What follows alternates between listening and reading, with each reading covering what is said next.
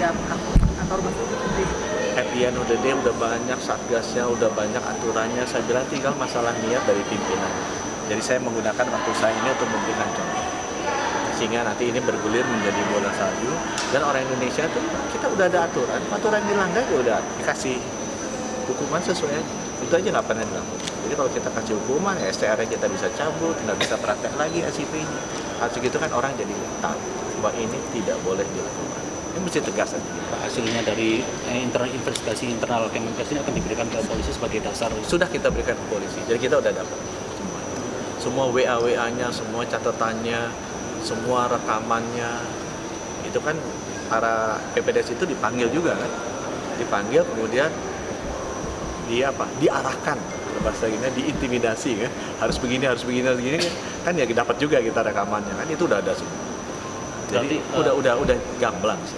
Ini berbeda dengan bertolak belakang dengan statement dari dekan FK Undip itu bahwa tidak ada praktek itu. At the end of the day, buat saya kalau ini masuk ke ranah hukum, saya udah dorong ini ke ranah hukum, itu biarkan polisi yang melakukan. Tapi buat saya, pesan saya kepada para teman-teman yang di rumah sakit pendidikan, yuk lakukan yang terbaik buat masyarakat. Kita tahu mereka kan ini putra-putri terpinter di seluruh Indonesia yang masuk ke FK. Mereka tahu mana yang benar, mana yang tidak. Yuk gunakan empati, gunakan suara hati kita. Di Islam tuh ada kolbu, kita udah dikasih sama Allah. Kasih kolbu, kita tahu kok mana yang salah dan mana yang benar. Dan sebagian besar mungkin tidak begitu. Ini kan hanya segelintir oknum-oknum aja. Nah, kita yang benar kasih tahu lah. Kalau nggak bisa kasih tahu ya diberesin aja supaya mereka juga jangan ngacoin profesi yang mulia ini. Ini harus kita perbaiki dan harus ada yang berani. Gitu ya, terima kasih. Adalah salah satu rumah sakit terbaik yang saya punya. Dan ini juga merawatnya, mengerjakan bangunannya, itu termasuk yang terbaik. Dan ini saya ingat termasuk yang paling cepat bikin master plan. Kan rumah sakit itu nggak ada master plan-nya. Jadi gedung-gedungnya tuh tidak terintegrasi, asal ada tanah kosong dibangun, udah kayak kaki lima lah gitu. Jadi saya minta dirapikan, rumah sakit saya itu termasuk yang pertama aja. Dan sekarang sudah 2 gedung. Ini kalau nggak salah sama satu lagi tempat parkir atau apa yang sudah. Jadi mungkin butuh sekitar 7 gedung supaya nanti jadi 9 gedung masif. Yang lebih tumbuh ke atas, luas bangunannya tetap bertambah 2 kali lipat, tapi luas lahan terbuka tamannya akan jadi 4 kali lipat. Karena itu dibikin bertingkat, tempat parkirnya nambah, ruangan tempat tidurnya juga naik sampai 2 kali lipat, sehingga bisa lebih efisien dan flow dari pasiennya juga bisa lebih mudah. Nah, saya berharap itu kan rencananya 15 tahun, bisa nggak dibikin 5 tahun, biar masih terjadi. Seenggaknya sebelum saya usia 90 gitu kan, belum tentu masih hidup, saya masih bisa lihat dipanggil. Mudah-mudahan teman-teman di Sarjito nggak benci sama saya kalau dia omelin gitu kan, tapi gedungnya jadi, saya masih dipanggil, Pak, ini hasil omelan-omelan Bapak, ternyata jadinya bagus. Saya berharap ada, bukan hanya satu ya, mungkin beberapa rumah sakit vertikal yang secara konsep desain master plan-nya jadi. Dan saya harap Sarjito menjadi yang pertama. Ada target 12. Kenapa? Target 12. Oh, dari saya kan jadi menteri pendek nih waktunya 3 tahun 9 bulan. 1 tahun 9 bulan ngurusin pandemi lah, COVID, vaksinasi. Jadi kerja benernya cuma 2 tahun. Waktu 2 tahun ada banyak program yang kita mau lakukan di 6 pilar.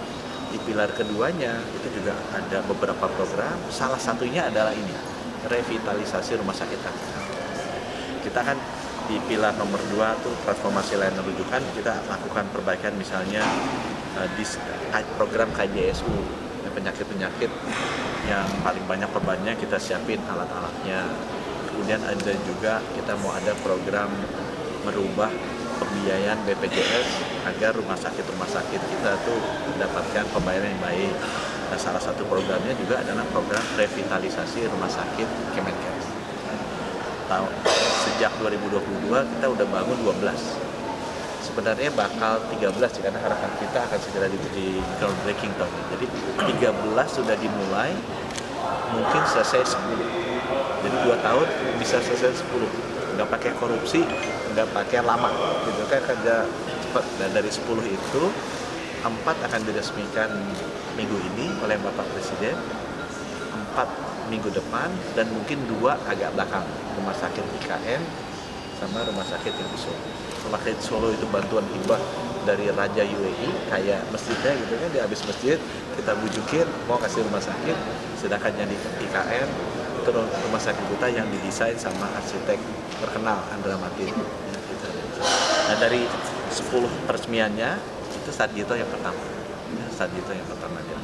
Nanti besok di Hasan Sadikin, hari Jumat itu di Darmais dan Persahabatan. Darmais itu rumah sakitnya kita tinggikannya sampai 18 tingkat ke atas, 2 tingkat ke bawah, jadi total ada 20 lantai. Itu adalah yang paling tinggi. Mudah-mudahan ya seenggaknya 2 tahun kerja bisa ninggalin 12 lah, gitu ya. 12 rumah sakit buat teman-teman. Jadi kalau mereka selama ini sering diomelin, walaupun diomelin dapat gendung, jadi bukan sedihnya jadi berkurang. Gitu Bu ya. Pak, izin Pak, untuk hasil investigasi Dr. Aulia dari Kemenkes seperti apa ya Pak ya? Tuh, saya kan kemarin ke Tegal, cuma nggak ngajak wartawan tuh.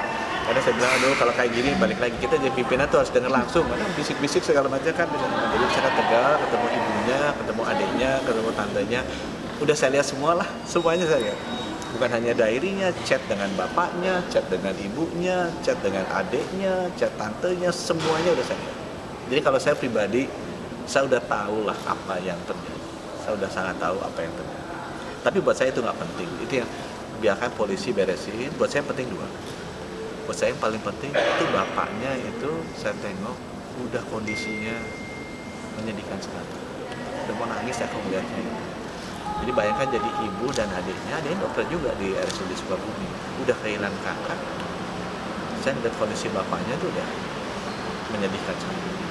Dan waktu itu kan harus dirujuk karena sudah nggak mampu lagi RSUD Kadinah untuk menangani. Opsinya rujuk ke Karyadi. Cuma adanya takut kan dirujuk ke Karyadi kan, jangan-jangan nanti ada apa-apa lagi dirujuk ke Karyadi. Sehingga akhirnya saya tawarkan dirujuk ke RSCM. Akhirnya dibawa ke RSCM, dikasih dokter-dokter terbaik. Ya, tapi yang saya takutkan itu terjadi. Artinya sesudah itu bapaknya meninggal dunia. Ya, buat saya, jadi yang saya harus lakukan nomor 1, mencoba menyelamatkan bapaknya semaksimal mungkin supaya bisa mengurangi derita dan tekanan ke keluarga. Nggak berhasil. Sengaja mudah-mudahan tuh mimpi saya yang kedua bisa berhasil. Kita menghilangkan praktek bullying yang sangat tidak manusiawi ini dalam pendidikan dokter spesialis di kita secepatnya. Saya butuh bantuan sih dari teman-teman karena banyak yang merasa denial, merasa ini penting untuk bisa membangun ketahanan mental dokter-dokter. Sudah banyak pelatihan tenaga melatih mental dokter tanpa harus dibayar. Banyak TNI, Polri, pilot, bukan hanya dokter yang punya profesi harus tahan. Banyak sekali profesi-profesi lain yang juga perlu tahan dan mereka pendidikannya nggak seperti ini. Saya udah tahu semua kok berapa harus bayarnya, mereka prakteknya seperti apa, yang kerja di rumah sakit pendidikan itu sebenarnya hanya dokter-dokter PPDS-nya aja, yang lainnya nggak pernah kerja di sana. Kalau misalnya di ruang operasi, PPDS-nya juga yang ngerjain, dokter datanya hanya 5 menit pertama ditinggalkan, patient safety-nya jadi isu, kadang seluruh dunia nggak ada praktek-praktek seperti itu. Kalau kita masuk mesti izin, kalau nggak boleh masuk ke rumah sakit tertentu. Praktek-praktek seperti itu yang bermulai dari bullying di rumah sakit itu banyak sekali. Itu akan menyebabkan akhirnya ke masyarakat kita jadi menurun kualitasnya. Artinya dari kasusnya Dr. Aulia ini memang ada bullying di kasus itu? Yang saya lihat sudah jelas sekali dari WA-nya. Tapi bagaimana bullying itu nanti berkaitan dengan isu hukum, saya serius.